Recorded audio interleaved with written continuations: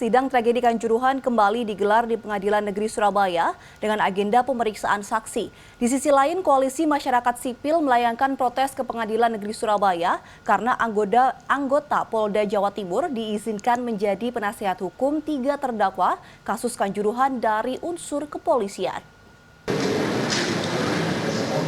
Setidaknya 2-3 anggota bidang hukum dari Polda Jawa Timur mendampingi 3 terdakwa tragedi Kanjuruhan dari unsur kepolisian, termasuk saat sidang pemeriksaan saksi pada 2 Februari.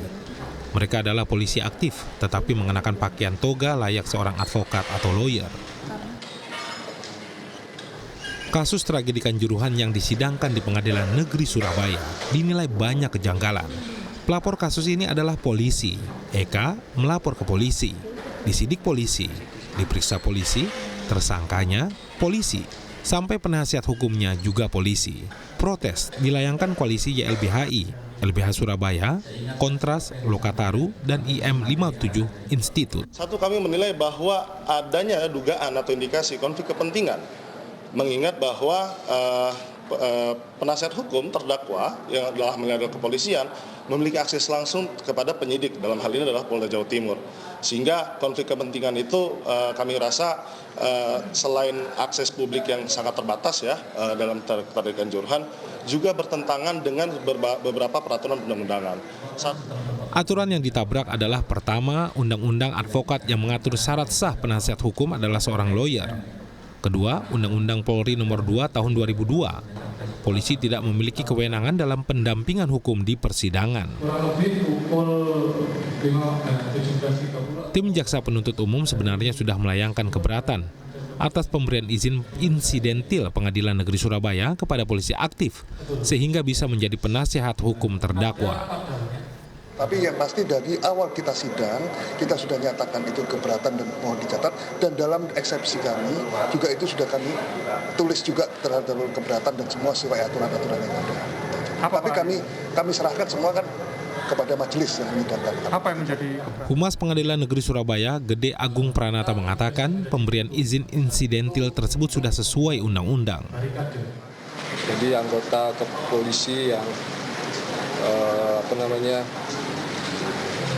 melakukan perbuatan disangka didakwa melakukan perbuatan pidana dapat memanfaatkan penasihat hukum dari institusi kepolisian dan atau penasihat hukum luar lagi gitu.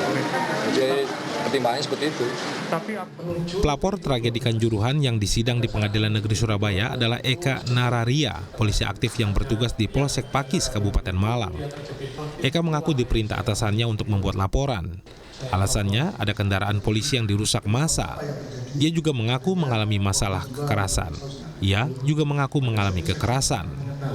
Dalam artian Bapak seorang diri ditendang oleh berapa orang? Waktu itu yang saya ingat karena yang saya rasakan kena banget waktu itu 1 orang waktu itu. Tapi di situ banyak orang.